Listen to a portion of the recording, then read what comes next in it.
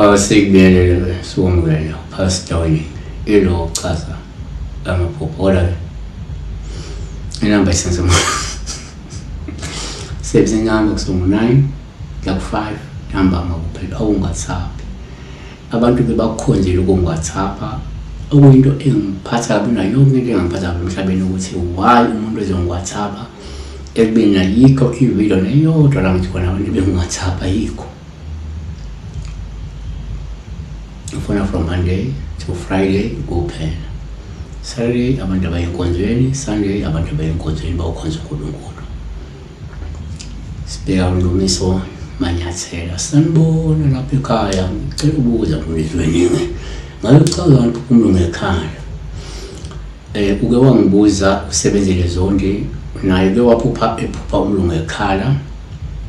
Namhla ke sibuza uNdumiso ufuka Manyathela naye uphupha umlungu ekhala. Yini umlungu wesintu? Umlungu wesintu angavela kakhulukazi kuba isidalwa umuntu. Yes, angabe isidalwa senhlanhla komunye. Yebo angaba isilwane kodwa kuncika ngokwengqikithi yephupho.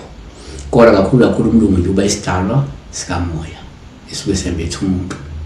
Esinye singabe isidalwa siza nenhlanhla. So uma ekhala ke lo mlungu aqala sibhekane naye. 1 ngokujwayelekile nje uma ngizophupha umlungu kungabe uPaul uhluma ekhala olusho kungenzeka ukhonjiswa ukuthi kumele ulindele ngokuqhubeka ezinhle inhlanhla noma kusizo oluzofika empilweni yakho uma ukuthi ke kade ungamazi umlungu okhalayo futhi ekhala kakhulu uphinde umzwela. 2 kwesinye isikhathi umuntu angayibeka kanjena umphupho umlungu kungabe uPaul uhluma ekhaya olusho kungenzeka ukhonjiswa ukuthi uzozithola useka ulekelela okanye ululeka noma usiza umuntu osenkingeni okanye engozini enkulu mathosi.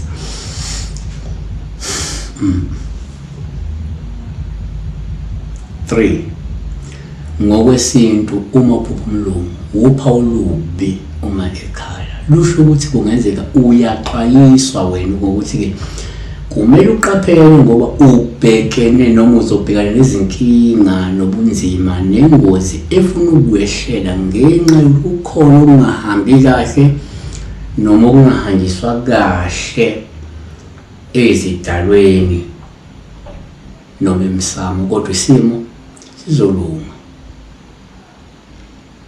Kodwa kusho isuke khona into ngoba uyathola ukuthi number 4 umnyangashwana ngibeka kanjena ke ngenzeka futhi umphupho umlungu kube uphawu olubi uma ekhala ukuthi ngenzeka ukhonjiswa ukuthi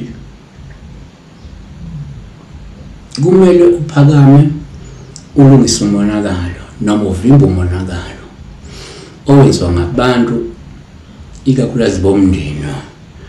Lo monakalo uthinta umsamo, lo monakalo uthinta idalwa. Ungase ugcine ufaka wena engozini noma ufaka bona labo bantu laba engozini. Shuthi awubheke ukuthi akekho umuntu obusy nokuthinta umsamo noma ozothinta umsamo kodwa angawuthinti kahle bese egcine ngene engozini noma wena ungene engozini. Kube okumlunga.